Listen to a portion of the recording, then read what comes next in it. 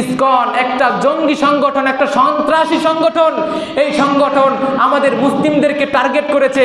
ওরা তো ভারত তো ওদের দখলে তো আগ থেকেই আছে, এমনকি ওরা বাংলাদেশকে ওদের দখলে নিতে চায়। কথা বলেন না কেন? কিন্তু আমরা বলতে চাই আমাদের ইমানের পাওয়ার আছে।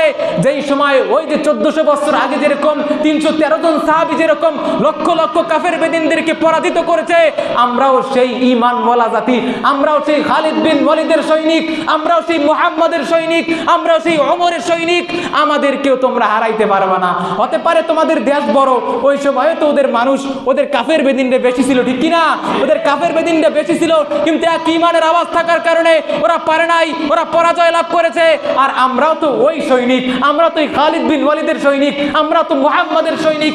আমাদেরকেও ভারত হারাতে পারবে না, ঠিক কিনা? কথা বলেন।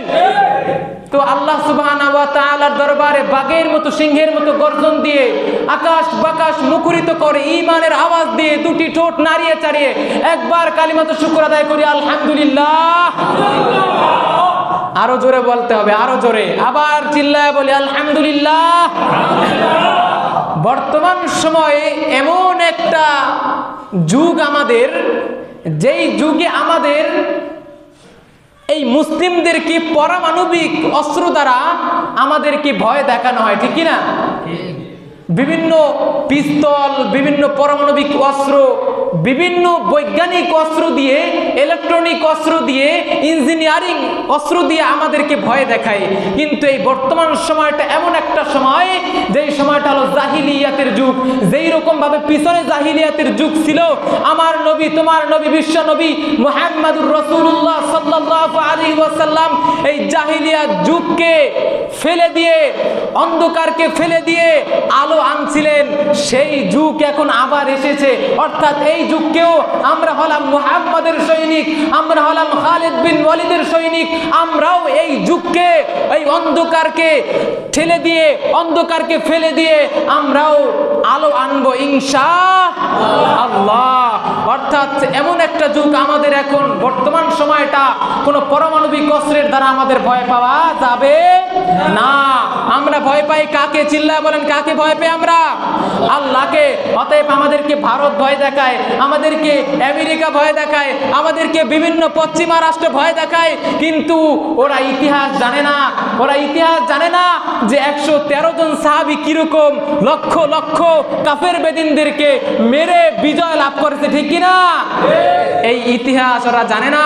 অতএব এই একমাত্র পাওয়ারটা হলো ঈমানের পাওয়ার, একমাত্র পাওয়ারটা হলো আল্লাহু আকবারের পাওয়ার, একমাত্র পাওয়ার হলো ওই আল্লাহর পাওয়ার। আল্লাহর পাওয়ার ছাড়া মাত্র 313 জন সাহাবী লক্ষ লক্ষ কাফের বেদিনদের সাথে কেমনে পারলো? কেমনে পারলো?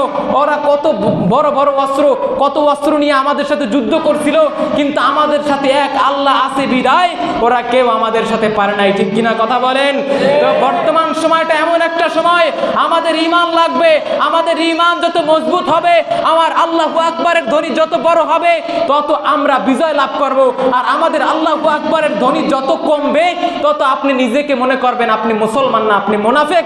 আর মুনাফিকের জন্য মুসলিম জান্নাত তো দূরের কথা, আপনার জন্য জাহান্নামের তলদেশ অবস্থান করছে, ঠিক কিনা? কথা বলেন। এই জন্য এই কথা কোন সময় বলছিলাম? আলহামদুলিল্লাহর আওয়াজ, আল্লাহু আকবারের আওয়াজ আমাদের আরো বেশি করে দিতে হবে, ঠিক কিনা? আচ্ছা, আমরা সবাই একবার আল্লাহু আকবার বলি।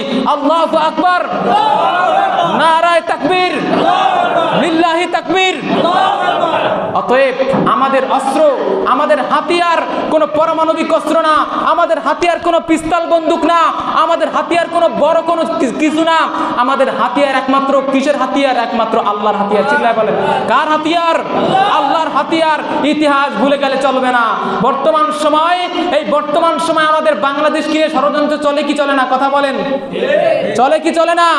আমাদের বাংলাদেশকে নিয়ে ষড়যন্ত্র চলতেছে। এই যে একদল ইসকন, কি শোনেন না?